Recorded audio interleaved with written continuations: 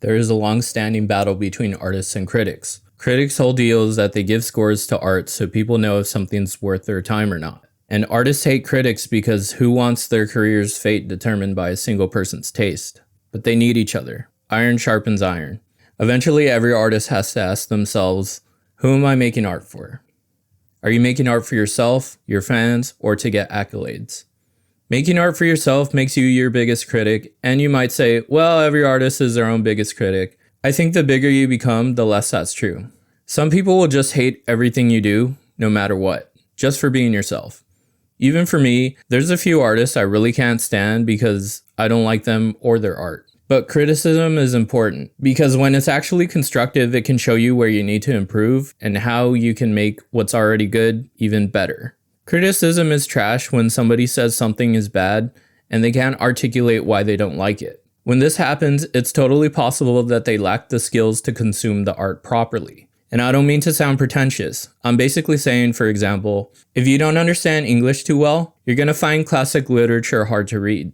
There's a lot of challenging books out there and you need to build up the skill of reading comprehension. Or your criticisms are going to end up being, it sucks because it was hard to read. When somebody who's actually into literature would be able to give criticisms on the substance of the material.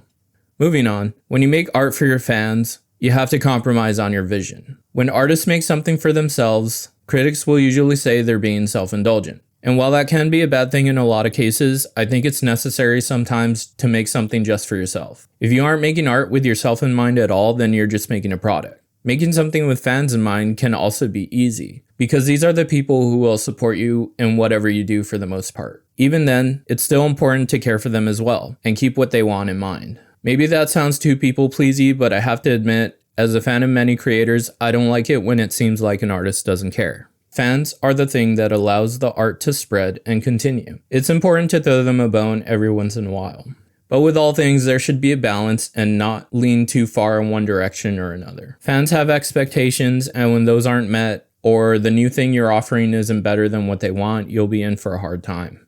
Now, a third thing to add into the mix is achievement. This is a very tricky one because at this point, you're not trying to please yourself or the fans. You're trying to please a very different group of people. These are the gatekeepers, the award judges, or the mass market. At this point, you will have to contort your art into something that isn't really for you and doesn't really satisfy the hardcore fans that like your unique voice. You're aiming to be as pleasing as possible to as many people as possible who already know what they like, and you will have to start using formulas and market research. For the mass market, you will appeal to the lowest common denominator. For critics, you would have to create I'm going to use a medium-specific term here, but we'll apply it broadly. Oscar bait. I don't think any other artistic medium has a similar term. I guess you could use a words bait, but Oscar bait is really understandable. Everyone knows what the Oscars is. It's the biggest award show of the year, although recently it's been losing popularity, to be honest. During the month of November is when movie studios release their best movies.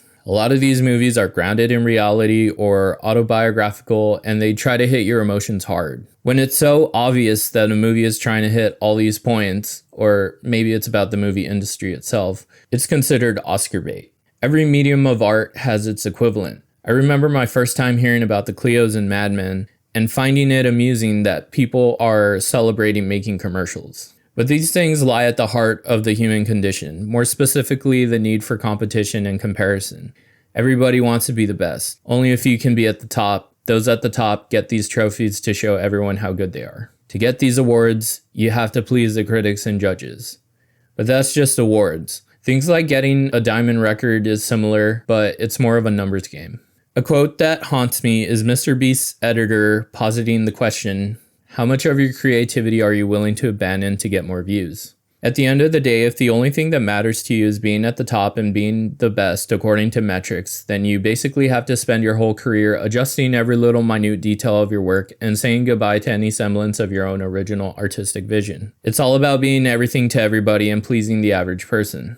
Have you seen the things average people like? It's heartbreaking, seeing what they enjoy and knowing it was made in a sterile boardroom. So what's a creative to do? Well, the good thing is between yourself, your fans, and the critics / mass market considerations, they don't need to be so segmented.